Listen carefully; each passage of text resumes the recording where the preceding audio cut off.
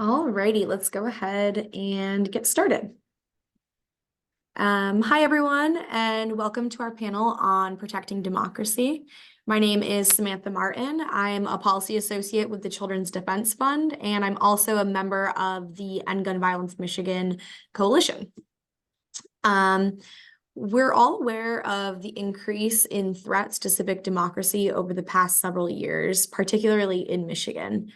Armed extremists are explicitly trying to use threats, intimidation, and violence to win power that they couldn't win at the ballot box.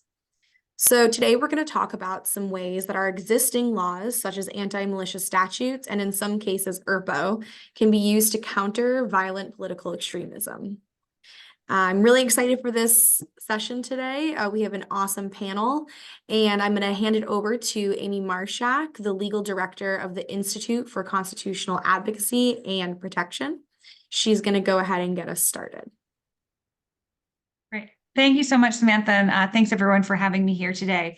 I'm going to attempt to share my screen successfully with just some slides because I think some of the legal language is easier to see. So let me get that pulled up. There it is.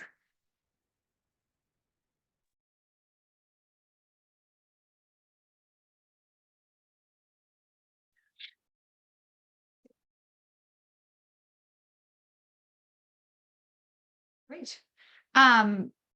So first, a little bit about the Institute for Constitutional Advocacy and Protection at Georgetown. We just call ourselves ICAP because it saves a lot of time.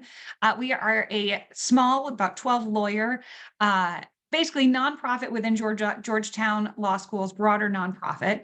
And we do constitutional impact litigation and we do protection of democracy work.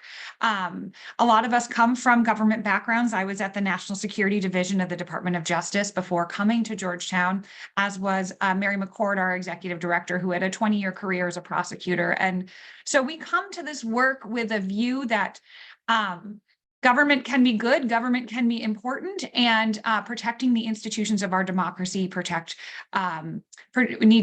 institutions of our democracy need to be protected for everyone to maintain that sort of civic infrastructure. And so one of the first cases we filed as an institute at Georgetown was a case coming out of the Unite the Right rally in Charlottesville in 2017. So if you'll recall, at that event, it was organized by white nationalist alt-right groups, as they called themselves at the time, to protest the removal of a statue of Robert E. Lee and Stonewall Jackson, two statues in Charlottesville, Virginia. But it quickly turned into what looked like wars between protesters and counter-protesters. There were also groups there who came in militia gear purporting to protect protesters and their right to protest, but were not part of any organized government law enforcement force.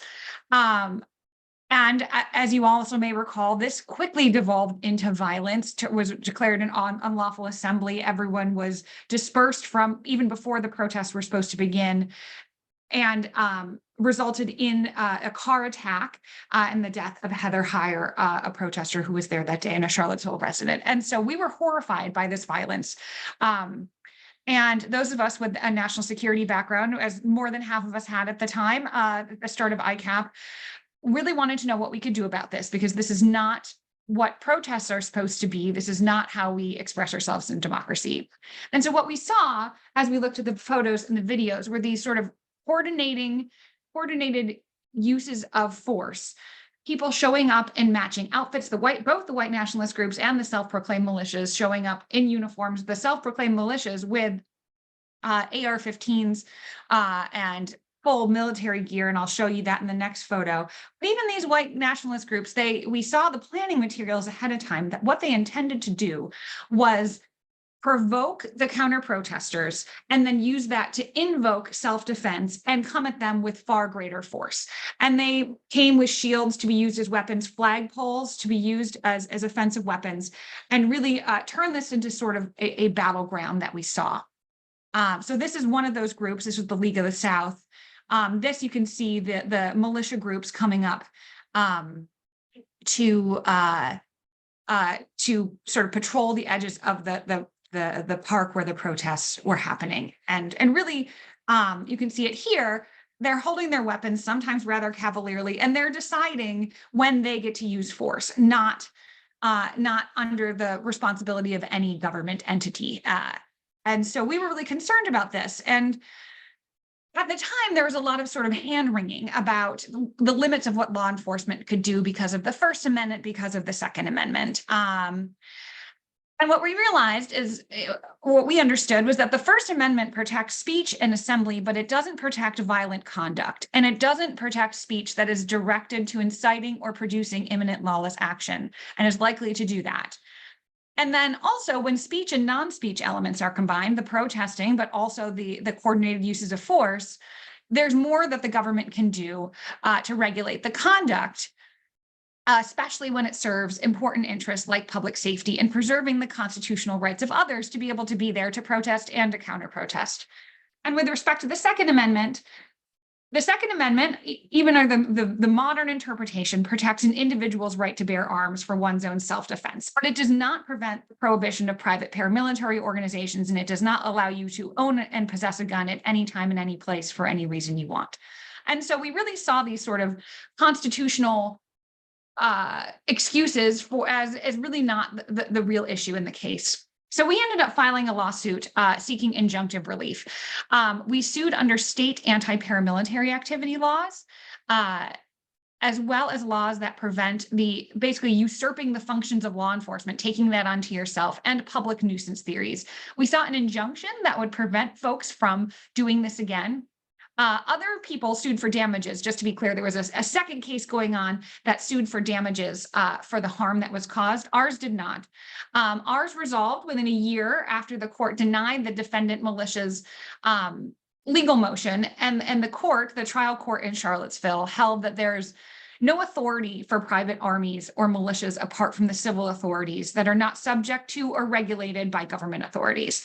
And then the court entered consent orders against some of these organizations and default orders against others that prevented them from returning to Charlottesville while acting as a group of two or more to engage in sort of coordinated violence. And so after we had filed this lawsuit, we started to hear from city managers, from police chiefs, city attorneys, community organizations about concerns that people were going to come and do something similar to Charlottesville in their town, that there would be a protest. For example, there was a White Lives Matter rally that some cities were concerned about. And also, as we sort of jumping forward, because I know we're a little short on time. Oh, I'm sorry.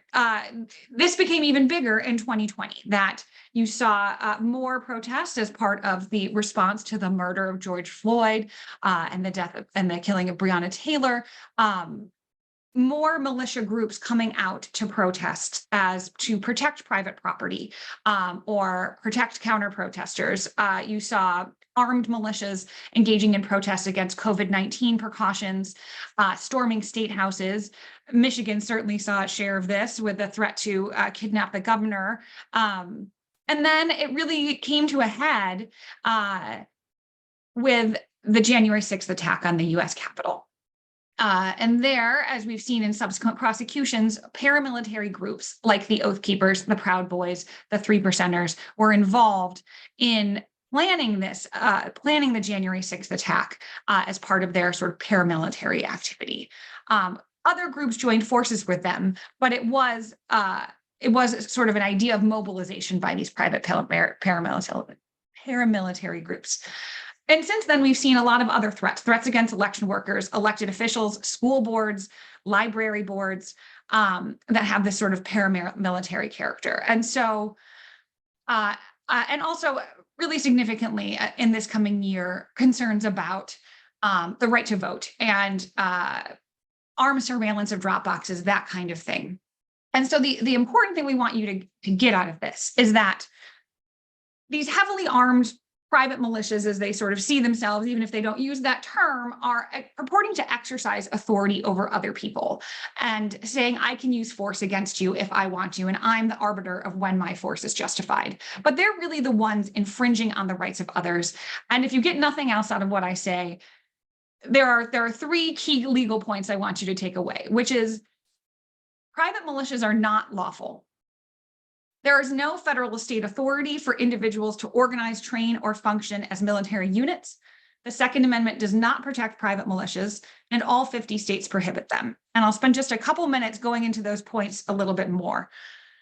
So on the first point, when the Second Amendment refers to a well-regulated militia, regulated there means regulated by the government. There are state militia laws from before the US Constitution. Congress has power to call forth the militia and organize the militia. That's the National Guard. There are federal militia acts. They authorize state militias. Governors tend to be the civil authority under which state militias are organized. There is the National Guard or the state militia. There's the unorganized militia. That's people being ready to be called up into service of the government. But in all these cases, lawful militias report to governmental authorities, to civil governmental authorities. The Second Amendment, as I previously mentioned briefly, does not protect private militias. In 1866, the Supreme Court held that the Second Amendment does not protect private paramilitary organizations, and that this is an important power that the state may control who can parade as a military body because it's necessary for public peace, for safety, and good order. And there has been no time. And so then in Heller, in the 2008 Supreme Court decision that sort of remade the Second Amendment analysis about 15 years ago now, Justice Scalia reiterated that the Second Amendment, under its self-defense rationale, does not prevent the prohibition of private paramilitary organizations. No one has really argued that it does. And even the most recent decision in Bruin, which this audience I'm sure is familiar with all of these, does not extend to private paramilitary organizations. And then the third point is all 50 states have some law that bars private paramilitary organizations. 48 state constitutions say that the militia or the military shall be strictly subordinate to the civil power. That means that the governor is generally the head of the military, including the unorganized militia, and they are subordinate they must be within that government structure. 30 states have laws that prohibit groups from associating together as a military company or unit, parading or drilling with firearms in public. These laws date to around the Civil War, a little after. And so you cannot go and parade through the streets as your own military organization in those states. That is a crime. 26 states have criminal laws that prohibit teaching, demonstrating, training, or practicing in the use of firearms or techniques capable of causing injury or death during or in furtherance of a civil disorder.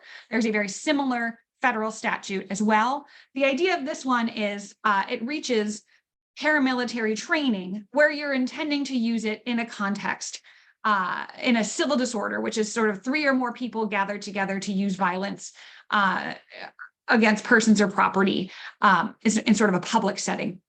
And so these laws were passed mostly in the 1980s. We use this law in our Charlottesville case as one of the bases for our injunction.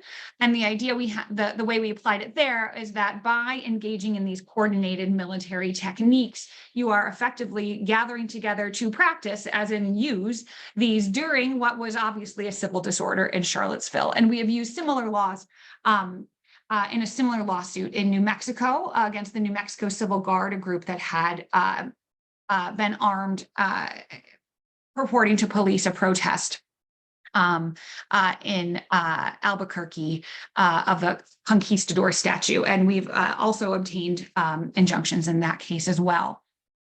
12 states prohibit falsely assuming or engaging in the functions of law enforcement or peace officers. There's also a federal law for engaging in the functions of a U.S. official, like a border patrol. That's an issue along the borders of Texas, Arizona, New Mexico, when they're deciding to detain, for example, people they've decided should not be crossing the border. This is an important one. I think it's really important, and we have this in Virginia as well, because the idea that you can show up clothed in military gear and decide who gets to do what is not a function that people should be doing on their own, especially with a gun.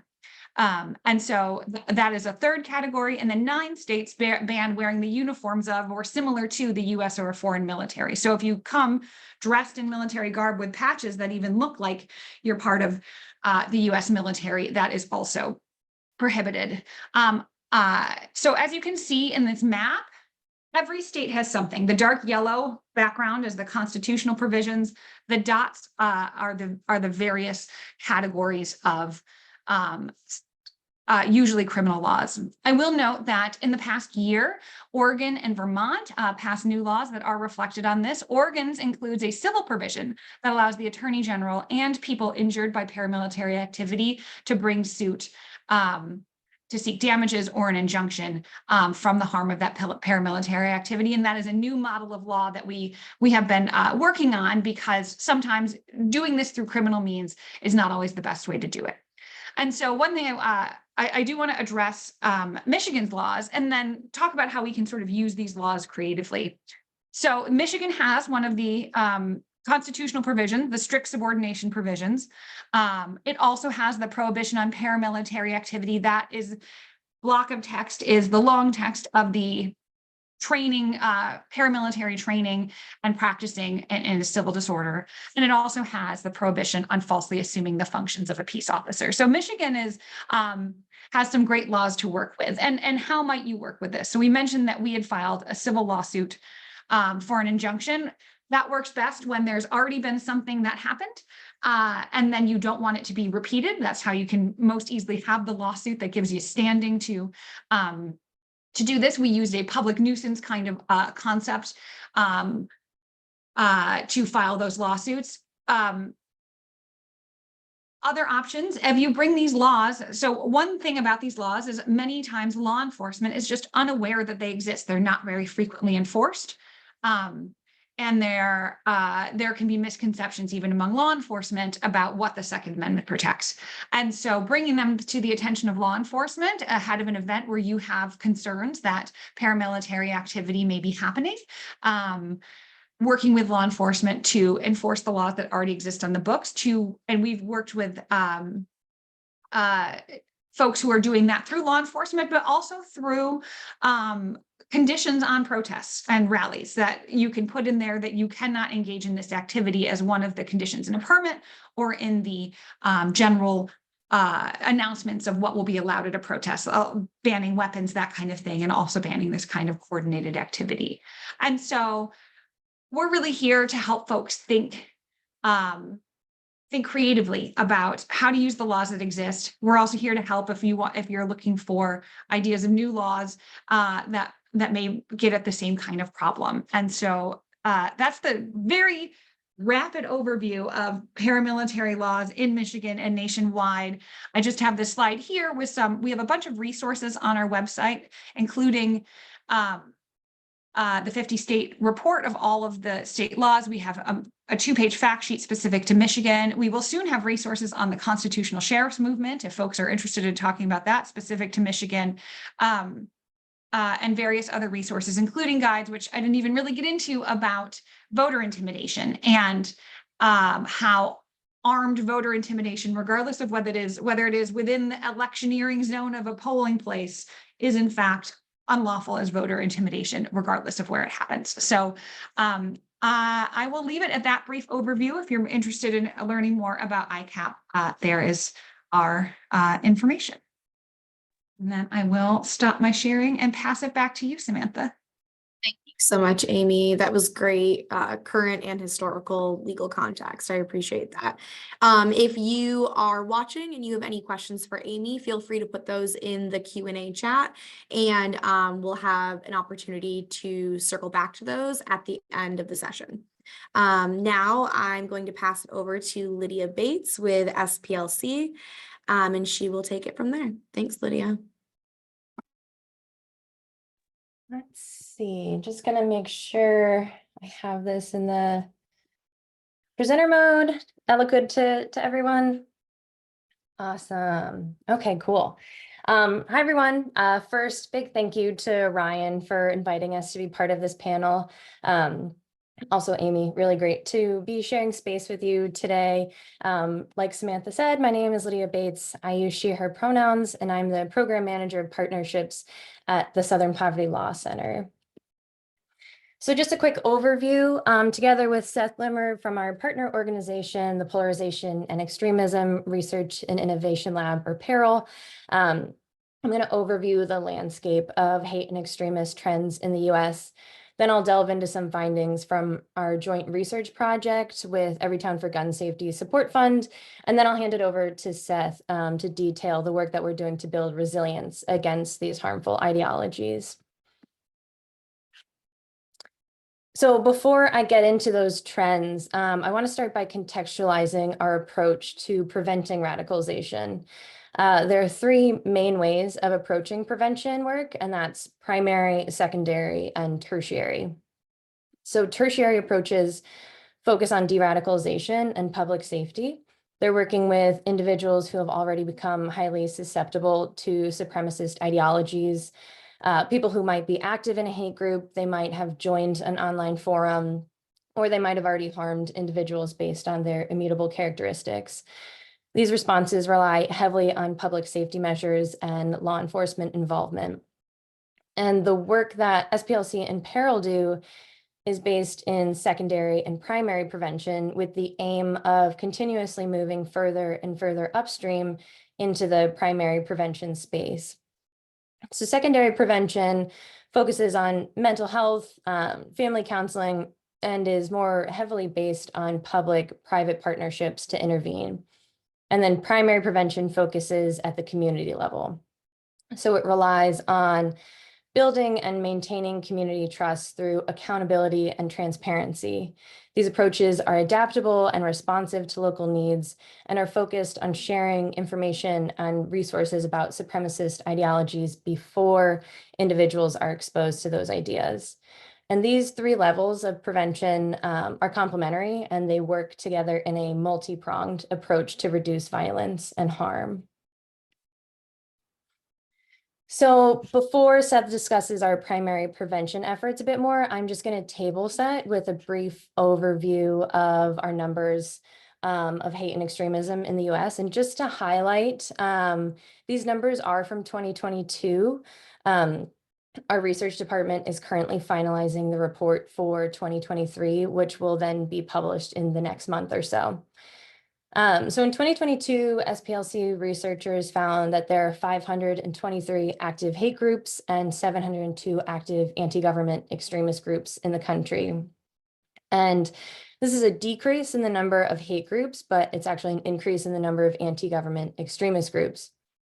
So under that anti-government umbrella, the number of militia groups actually dropped from 92 in 2021 to 61 in 2022, which is largely a result of members and leaders being held accountable for their role in January 6th.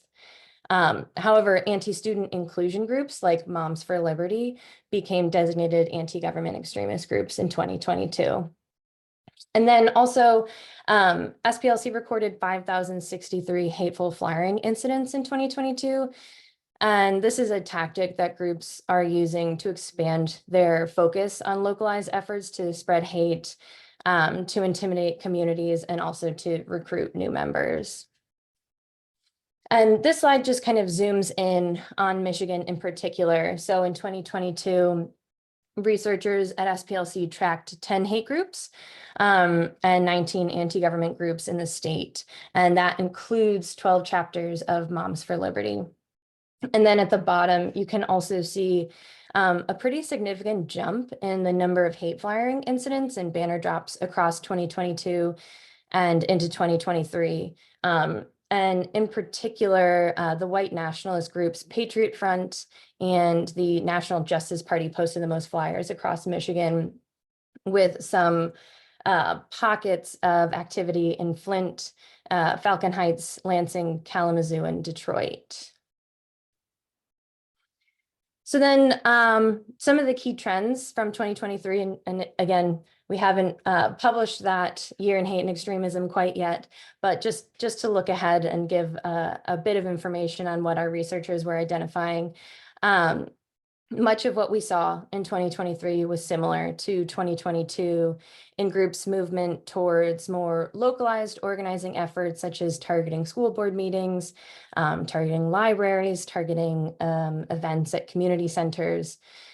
And then in addition to that, we saw an increase in activity from male supremacist groups and figures, and much of that mobilization has been centered around curtailing access to reproductive health care in the aftermath of Roe v. Wade being overturned.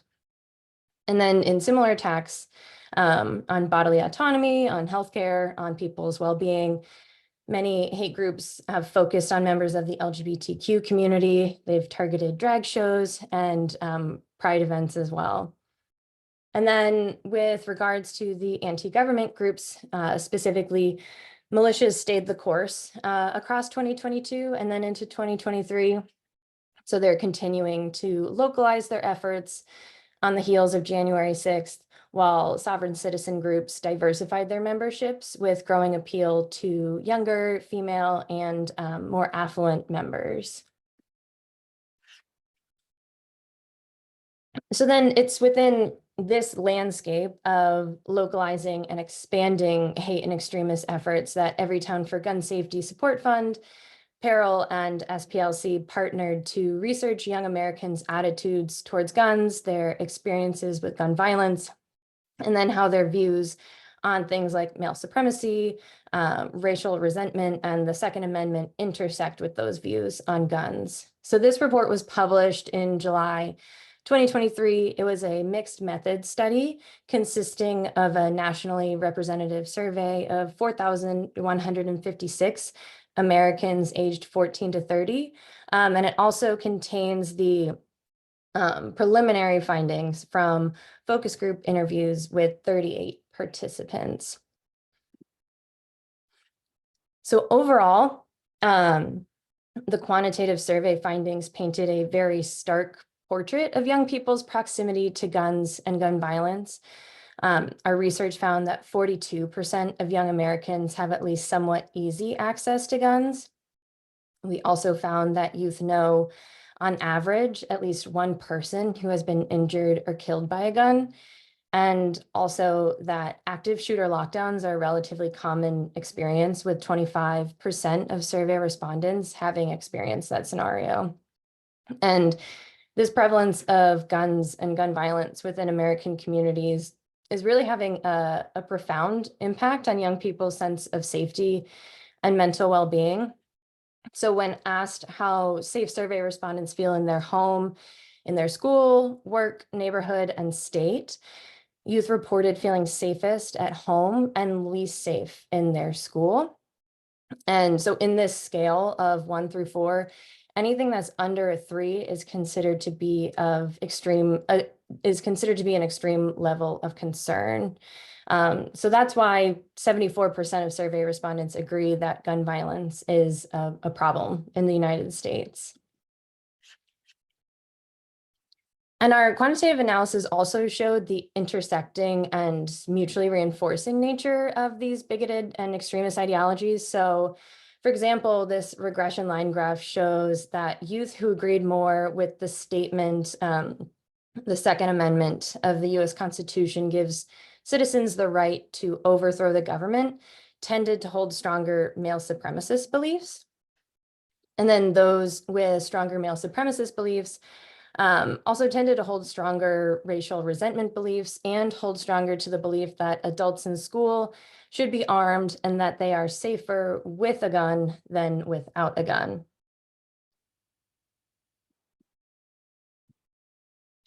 And then on February 6th, our partnership will be publishing the second installment of this research. And that report is titled Final Qualitative Focus Group Findings. And since the publication of our first report in July 2023, PERIL researchers have completed the final analysis of focus group interviews with an additional 6 young people. So that brings the total up to 44 participants. Sorry, I have a very small cold.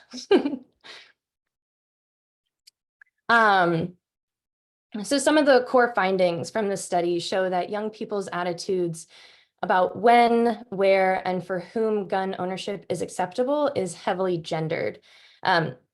So a bit more specifically, many study participants framed a masculine protector figure as a legitimate gun owner, often referring to young people's initial contact with guns as a familial rite of passage for boys and men.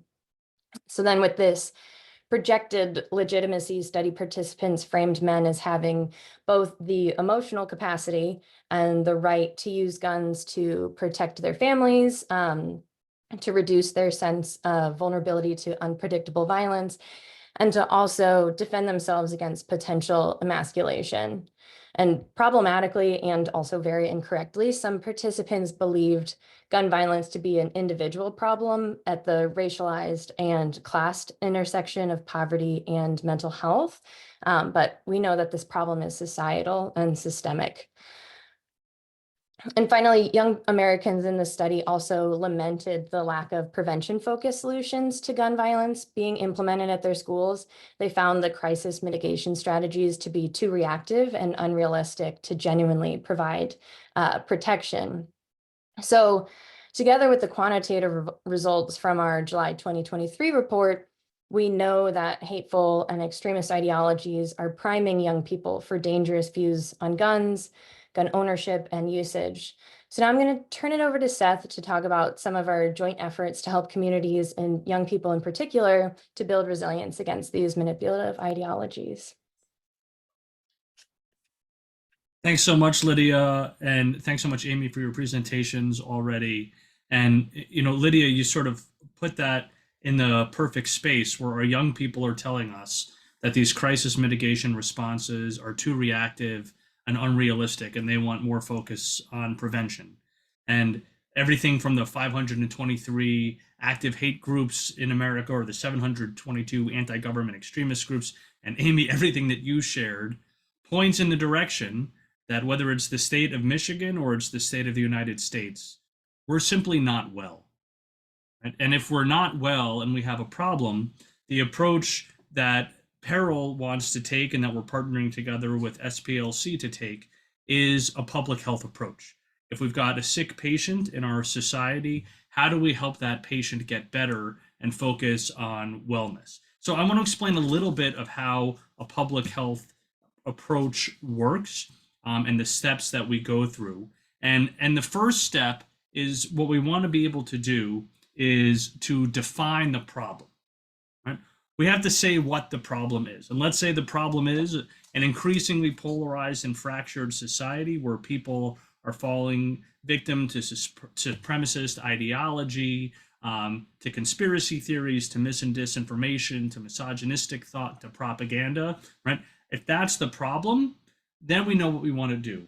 We need to then identify risk factors for people, what makes people at risk to fall victim to conspiracy theories, and what are protective factors to protect people from propaganda and misogynist thought, for example.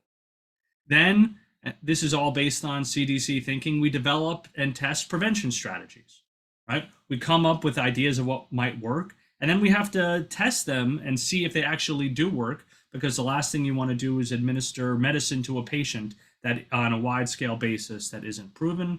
And then if the medicine does work, we want to move towards widespread adoption. That's the public health approach to any issue, and that's specifically what we apply to these issues of polarization and extremism. So specifically at PERIL, that leads us to have a three-step approach. Right? We're an applied research lab, so learning comes first. We have to learn about the problem, we have to initiate our knowledge base, and then we test and incubate. So to give you an idea of some of the things on which PERIL works, we do video-based inoculations. We have a long-form one about Boogaloo Boys and all of these have concurrent studies. You can see them on our website, perilresearch.com. We create toolkits, guides, and resources. We have a great parents and caregivers resource to give parents and caregivers of people who are vulnerable or showing signs of radicalization tools and skills that they can use to protect themselves and intervene with their loved ones. We're going to talk more about regional community centers, training programs, early education, Media literacy is one of our big programs, the DUC program that was actually started by college students at American University in Dr. Cynthia Miller-Idris's class, that has since secured a massive federal grant to expand its curriculum out, right? So we learn, we test and we incubate, and then like our DUC media literacy program, we implement and scale up so we can go national. That's the model of PERIL generally, and I want to spend the rest of our time focused specifically on how that applies to our regional community centers. And for our regional community centers, our learning started in Germany. Everyone knows different things about Germany. What in the press the last week is Germany has a problem with extremism. Dr. Cynthia Miller-Idris has been studying the resurgence of extremism in post-unification Germany for the last 30 years of her career. And as part of that study has come across the German model of mobile advisory units. Right? These mobile advisory units are in some ways the model for the community centers that SPLC and PERIL are starting to implement in Georgia and in Michigan. So this model in Germany is 23 years old. There are now 50 of them across Germany. They have government funding. You can now go to university and get certified to work in or lead one of these MAUs. And they went through their own process of testing and incubating before a major expansion in 2015. And if you look on what for me is the left side of the screen on the slide, all those different kinds of approaches that the German Mobile Advisory Unit take are things that we're adapting and translating, I think is the right word, to our distinct American environment, where we, fortunately, I believe, have First Amendment laws and where we have other benefits and drawbacks of having to adapt this model to our homeland. So I want to spend a little bit on the major areas of the work that we're trying to do in these care centers, which we are starting to hire and starting to roll out in Athens, Georgia, and in Michigan, we're looking to hire our first staff too. So first of all, what a care center does, and we call them care centers, that stands for Community Advisory Resource and Education Centers. Right? So you're going to see about advice that we give, resources that we provide, and education that we do in the community. Our community advisory, resource, and education centers, first off, they start off with support. Right? Some of that support is directly to individuals, victims and survivors of hate and extremism. What services are we able to connect them with in the community and provide for them? Right? Parents and caregivers, right? People who are on the front line often of young people who are being polarized and lured into these extremist groups or extremist ways of thinking. What support can we give them to keep themselves safe and to keep their families safe? Support for historically marginalized communities, and then for youth themselves who are susceptible to this kind of radicalization. We offer support. We create workshops. There are workshops that are general for the community. Awareness raising workshops. What does radicalization look like? How does it happen online? What does online manipulation look like, whether you're being catfished for sexual purpose or lured into a white supremacist group, right, for different purposes, right? And then workshops on the kinds of support services and rapid response that we provide so that everyone in the community is aware of the supports that a care center offers. And then a key aspect are trainings. And these are either professional or quasi-professional training, depending, right? Trusted Adults, I would say, is a quasi-professional group. Who are the coaches? Clergy people. I was a congregational clergy leader for 23 years, right? How are people who are just with kids in youth groups, on sidelines, on teams, in dance competitions? How are those adults trained to see signs of radicalization and extremism and be able to intervene and protect their group and kids? Training for mental health professionals, right? If we take a public health approach, which we do, how do we help individuals get healthy and take care of their mental health in there? And then how do we train a series of trainers to go out there? So a large part of the design of our care centers are to offer supports through groups, workshops, and specified trainings. But then beyond these kinds of supports that we offer, we do want to be able to engage in rapid response work as well. And so the rapid response, if we take a step and think about it, the rapid response is infrequently going to be the individual who says, I'm online and I'm going down rabbit holes of misogynist thought, and I'm reaching out to you to help tell me what's wrong. Unfortunately, the person who's getting lured in is infrequently going to be the person who self-identifies as needing help, right? The people who are going to identify as needing a rapid response are people proximate to that individual or people in the community who are seeing this happen and experiencing the difficulty of it. So what we want to do for rapid response is first to do an individual assessment of what a person is experiencing and what this person might need. Then we are working on developing huge databases of resources that are available to them that we can tailor for these people based on their individual needs, as well as developing and building through training an expansive referral network to give them the kinds of wraparound service supports that they may or may not need. So that's the kind of rapid response work that we are hoping to, that we are incorporating into the design and implementation of our care centers.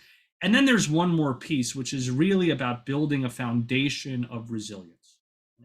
And if you think about it, the way to have the healthiest society is to make society least susceptible to having polarized ideas, extremist theories, supremacist ideologies, misogynist thought take root. So how do you build like that real widespread social fabric that allows for resilience on a widespread level? Well, for us, that's through three areas. The first is coalition building, right? In a coalition, who are all the people in town who could or might be affected by this and who care about this and want to have a healthy community when it comes to issues of polarization? And how do we get them regularly at the table? We don't want them to come together after there's been a hate incident. We don't want them to come together in response. We want these groups to exist in intentional partnership for the purposes of communal health. Who is a part of that coalition?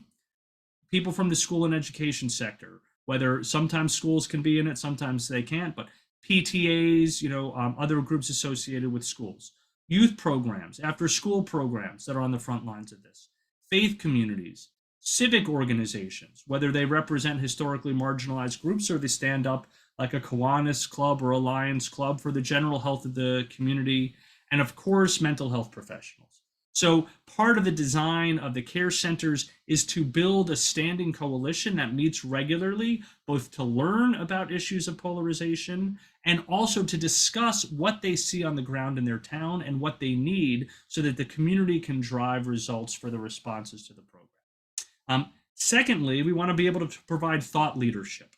Right? We are an applied research lab with a lot of really smart people in our offices at American University. So how do we take the highest level of learning, and by the way, and partners at the SPLC and at Georgetown, right? How do we bring the genius that is represented by Lydia and Amy and that is reposited in each of them and bring them to our care centers? Right? How do we bring the study on youth attitudes towards gun safety? How do we bring the IPAC stuff, right? How do we, about policy decisions that towns can take, right? How do we connect that to people? We see that kind of thought leadership as a major role for these care centers. And then again, as part of our public health design, where the ultimate goal is to scale up and make this a national model like it is in Germany, right? Data collection and research is essential at every step along the way. First and foremost, if we are creating medicine and wellness tools for communities, we need to make sure that they work and that we are making communities healthier and not having an unintended side effect and making those communities more ill. That's the most important reason to collect data and to do the research. But the second reason is to get better at what we do and then to demonstrate that it works and scale the model in different ways. And so that kind of brings me back to the very beginning of this idea of how we intervene against polarization and extremist groups, even armed groups, which I know is the subject of this thing. And it's that same slide that we started on with primary, secondary, and tertiary. Oh, I forgot about this one. Thank you, Lydia. I was looking at my notes. I'm like, wait, there's one more, but I can't remember what it was, right? So one last global thing How care centers support communities is this circle. We create resources and push them out. We equip communities with tools. We design interventions, and we make policy recommendations based on the communal input. And all of it flows in a circle.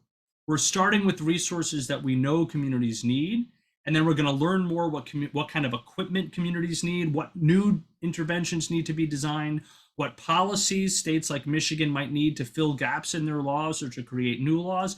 And all of this goes around in a cycle of learning with a community as it focuses on its own wellness. And that, thank you, Lydia, brings me back to that slide where Lydia started, right?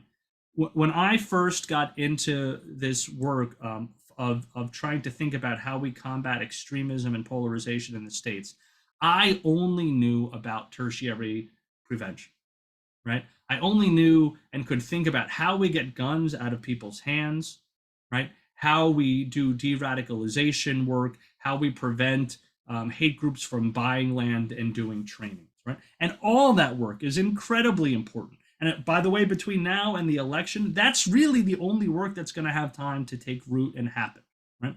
That work is essential. But what we're also focused in on is what kind of groundwork can we lay so that it's not just coming in after the fact, right? Like the kids say, crisis intervention after a school shooting is too late. What prevention work can we do? And trying to figure out how to partner with communities and build more resilient communities, and then help communities link up in a national network of communities who want to be well and make themselves more resilient to polarization. That's the primary work in which we're engaged, interested, and that won't really have much impact on what the landscape looks like before the election in November 2024, but we think will have impact on what the landscape looks like before November 2028, at least in Ohio and Michigan, and we hope on a wider level can have impact on the American scene by the election of 2032. So that is a brief overview of our approach at PERIL to our care centers, and I'm going to turn it back now to Samantha as we move into the next part of our program.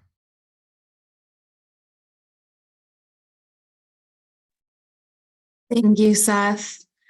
All righty, we're going to go ahead and get started with some of these questions. So to start, Stephen asked, is it possible to red flag someone who engages in neo-Nazi and alt-right groups? I am not an expert in red flag laws specifically, but I will note that that has been used, at least in Washington State. In, I believe it's 2019, there was a man named Caleb Cole who was part of the Atomwaffen group. Atomwaffen is like a violent white supremacist accelerationist group. He had been basically stockpiling weapons, and the state of Washington was able to use their ERPO, their red flag law, to disarm him. And I think people's general view is it really prevented some harm. And so I think there can be a line between I don't like what you think and I'm worried about what you do. And I think some of these groups cross those lines more than others. And I think where it's concerned about the violence that these groups support, I think you may be able to use that kind of tool. Thank you, Amy. We have another question from Chris.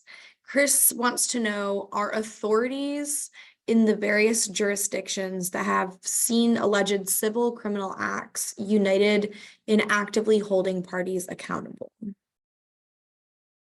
I'm happy to take a shot, but Seth's face gave a good answer already, I think.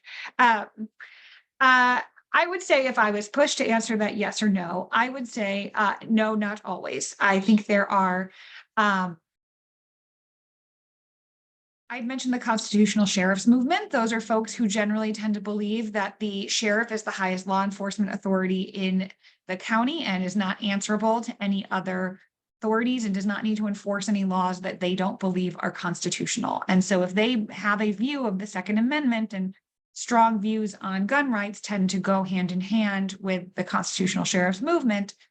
If they have a view of the Second Amendment that is disagreed with even by the Supreme Court, they may not be inclined to say that militia groups, even if unlawful in the state, are something that they would oppose. And in some cases, some local law enforcement have partnered in their mind with militia groups to police protests.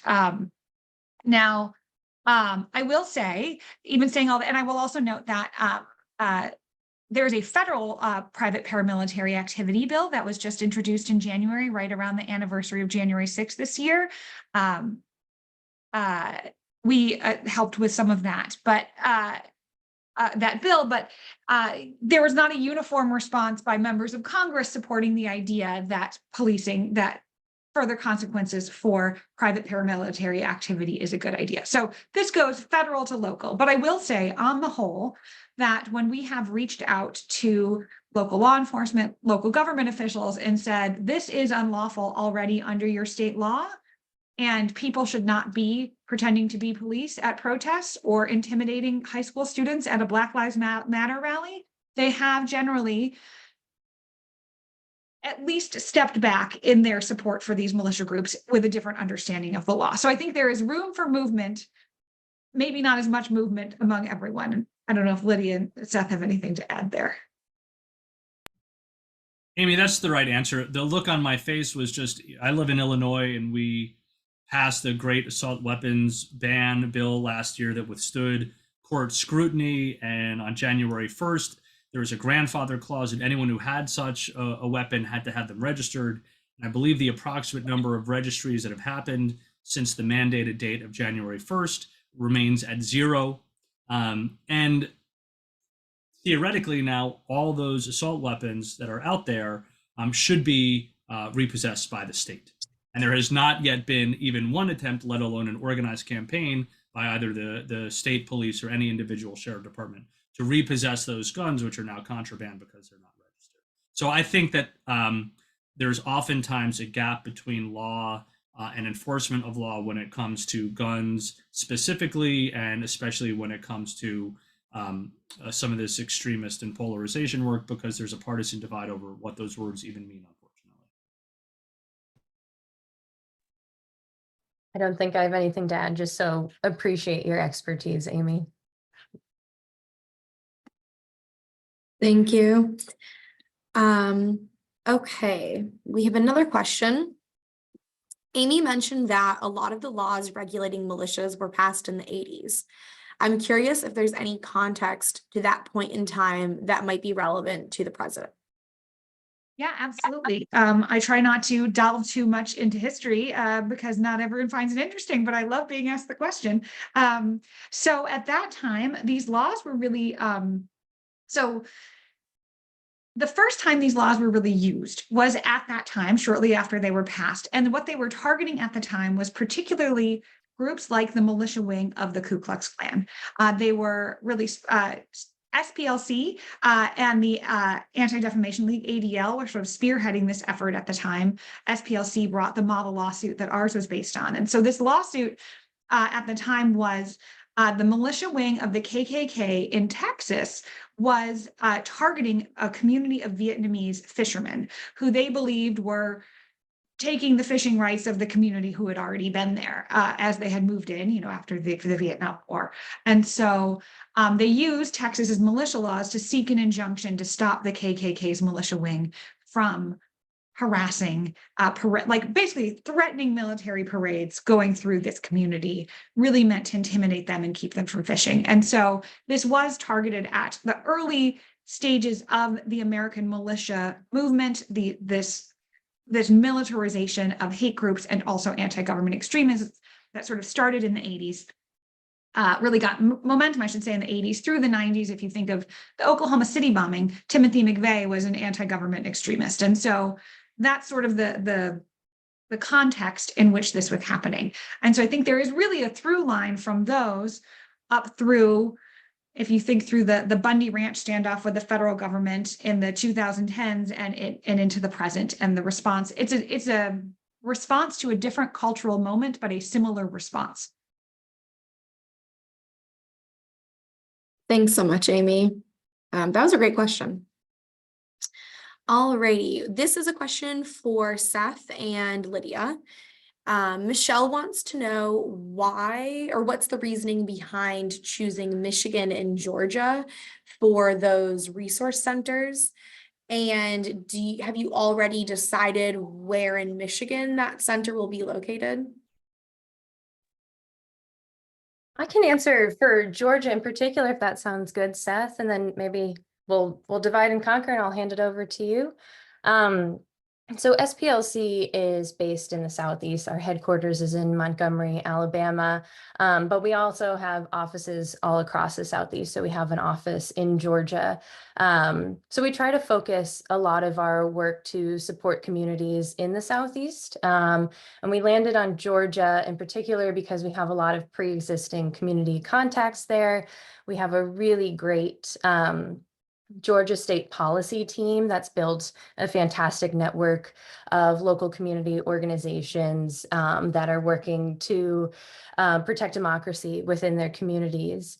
And so we completed a series of altogether 24 listening sessions, 12 in Michigan and then 12 in Georgia, to understand the issues that were confronting different communities. So I'll leave it there on Georgia and hand it over to you, Seth, on Michigan. Thanks, Lydia. I will say the following. I wasn't with PERIL yet when the decision was made for Michigan, but I can say this, on the one hand, hate is hate. And on the other hand, different manifestations of extremism and polarization are different. And there's something very different about Southern extremism from Midwestern extremism. And so I think part of the reason for Michigan specifically was because of everything that's happened in Michigan over the past 4 years. We're also exploring some work in other Midwestern states at the same time. And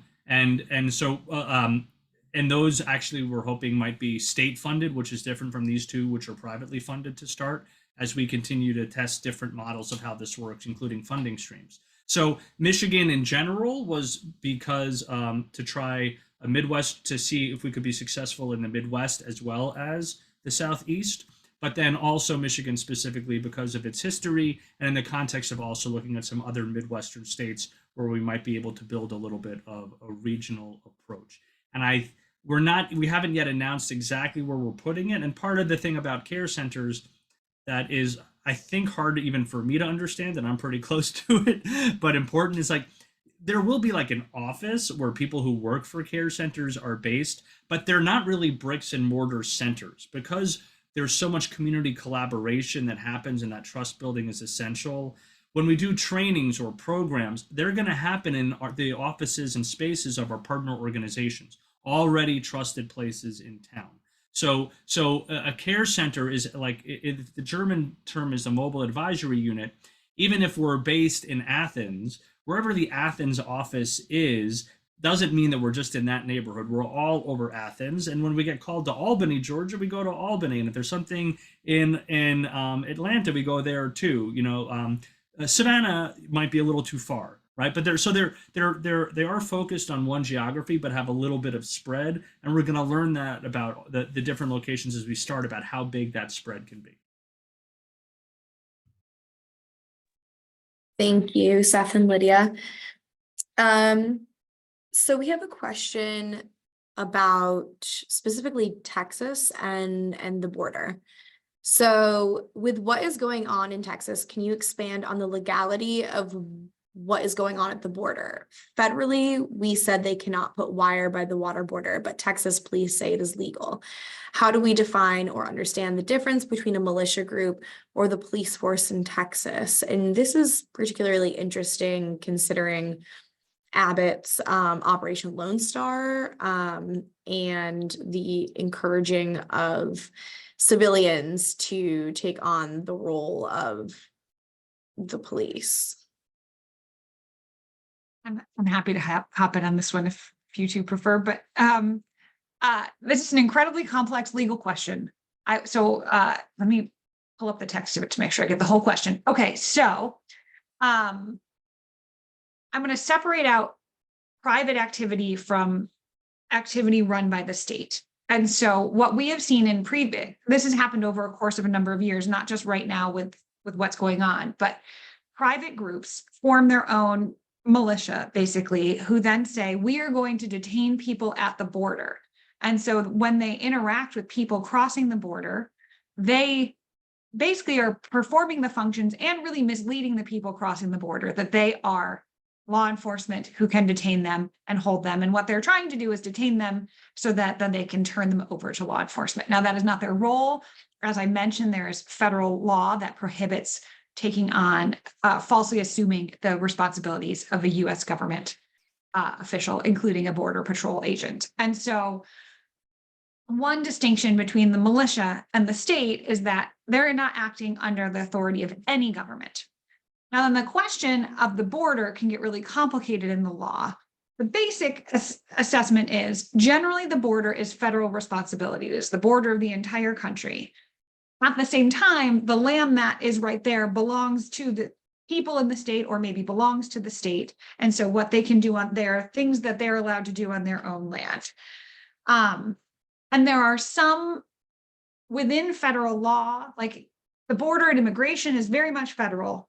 But sometimes states are allowed to do certain things with regard to the border, enforcing some laws, have some laws that relate to immigration. There's this complex web of law known as preemption around how the federal government and the state government interact at the border. So I think one significant distinction is there is a legal fight going on right now about putting up this fence that the Supreme Court has weighed in on in favor of the federal government, that they can take down the border. The governor of Texas is refusing to accept that and is putting the fence back up. This is a big legal fight about federal and state authority, not about the authority of individual people to act as law enforcement without answering to anybody. And so for purposes of today's presentation, I'll just go with that amount of information. The righteousness of disagreeing of the Supreme Court's decision, I think, is a broader topic that is tricky. Thanks, Amy. Yeah, that's a big question. So I appreciate your response. I'm going to try and combine two questions that we have here. So it sounds like folks are really interested in what can community activists and advocates do to make change in Michigan specifically. So we have one person who says what laws should be passed in the state of Michigan, and where are the loopholes in our state. And then another person references HB 5282, which is Michigan state legislation that hasn't been introduced yet, that is meant to prevent hiring of police officers who belong to or have had history with specific hate groups in the past. So this person asks, should this happen at state or federal level? And so I guess I want to combine those two questions into what would you suggest people start advocating for specifically in the state of Michigan?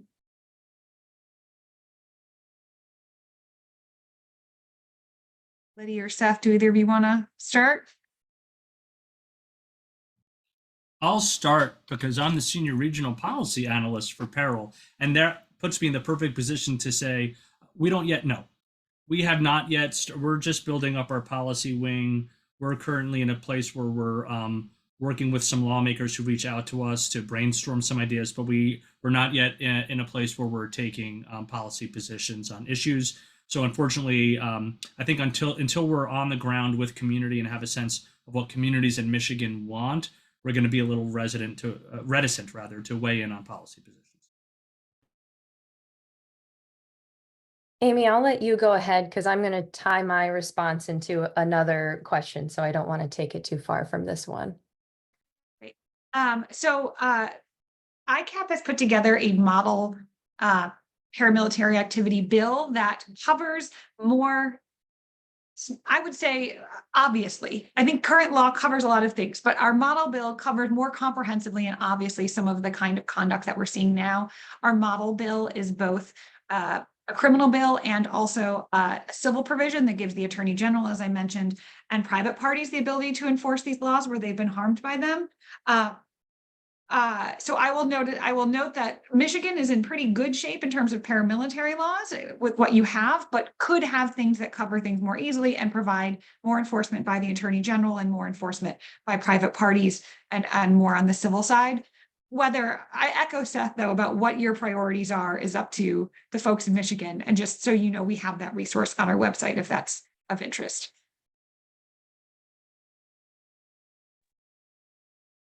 And I would just add on the very local level, attending school board meetings, advocating for young people, for the inclusion of things like social emotional learning, for digital literacy programs. I see a question here that says social media algorithms are incredibly powerful, and that's very true. They are. They can lead young people down rabbit holes of radicalizing content, but getting out ahead of it is really important, helping young people understand how those algorithms work, identifying the information and narratives that might be trying to manipulate them. And some of the resources on PERIL's website, some of the resources on SPLC's website, and we also have a department in SPLC called Learning for Justice. I'll drop the link in the chat shortly. There's a lot of resources to get out in front of that issue that we can be prepared with to help prevent those algorithms from manipulating young people. Thanks so much. I appreciate you bringing up specifically young people, Lydia. I think I mentioned I'm a policy associate with the Children's Defense Fund, so I'm especially interested in how this topic connects to and impacts young people. So I appreciate that. And with that being said, I think Lydia already mentioned the question regarding social media algorithms, but another piece of that question is James is wondering if companies are responsible for material support to the extremist groups. That may be a question for Amy, but I'll open that up. Yeah, so that's a great question. So the high level answer is no, because there is a provision of federal law that protects internet service providers, which social media companies have sort of been grouped into, from being responsible for the content that other people post on their site. So it dates from early internet days that, you host a blog site and to be responsible for everything that someone posts on your site. Congress was concerned about that. This has morphed through social media, and there are questions. This is called Section 230 is the name of the protection that people refer to. So no, they are generally not responsible for what other people post on their sites under federal law. I will mention, in terms of the concept of material support to extremist groups, generally, just as a legal matter, the material support concept applies only to like foreign terrorist organizations and like designated foreign terrorist organizations. It gets a little more complicated with domestic groups who there's no federal scheme for designating them as terrorist organizations. And so just a note in terms of making sure we're all thinking about the framework the same way. There are some efforts to reform Section 230 and create some more responsibility for social media companies for the harm that they're causing. I'm not sure how successful they've been, but that is sort of in the air.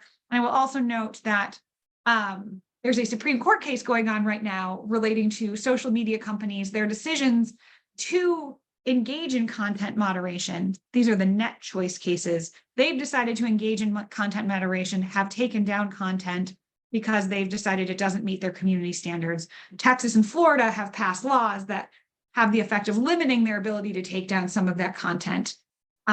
And whether those laws infringe on the social media companies' First Amendment rights is an issue that's before the Supreme Court right now. Thank you, Amy. I think we have time for one, maybe two more questions. So Seth, this is a question for you. Is there any strategy for care centers to activate reformed extremists? Seems like they might be effective messengers. And I appreciate that question, and I think the question, is there a discussion about it? The answer is yes. Is it one of these things about this work about countering and building resilience in the face of polarization and extremism that is a little bit counterintuitive? I think the answer is yes. Lydia and I were in a meeting yesterday where we're talking about, well, on the one hand, that sounds like a great thing, but what does it mean for traditionally marginalized groups in small towns to have someone come in who for years in that town was a perpetrator of violence against them, right? Is that really creating a safe space where the rest of this work can happen? And so I think when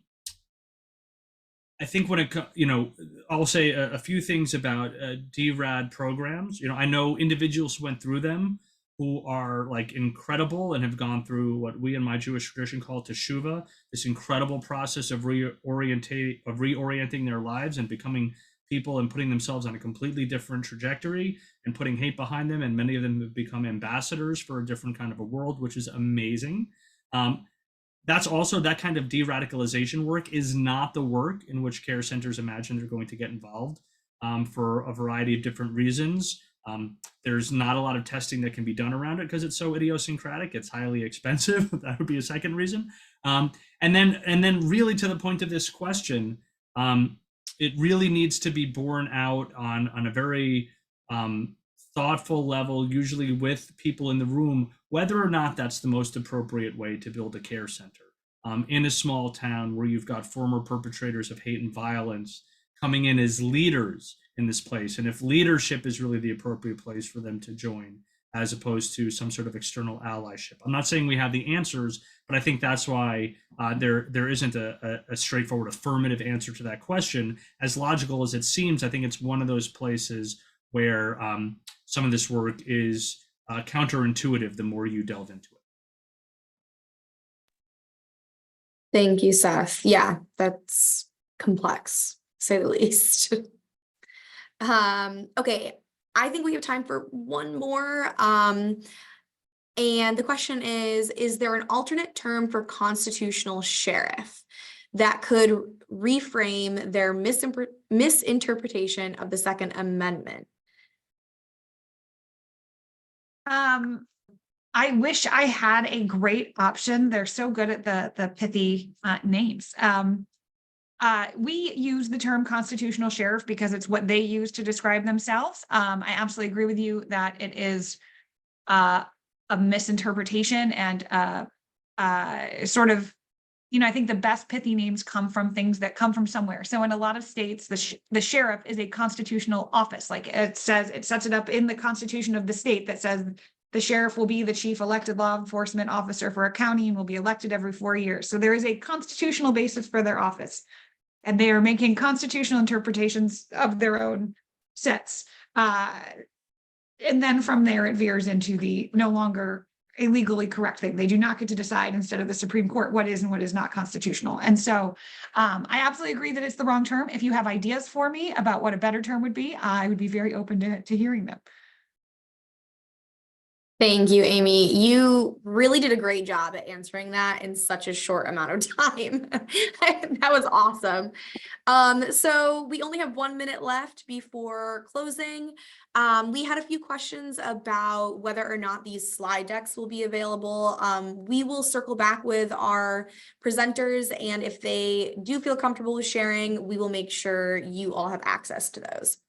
I want to take a moment to thank all of you for being here. And I also want to thank our panelists. You were incredible, and I know I learned a lot. So thank you for being here. Have a great day. Thanks for having us. Thanks.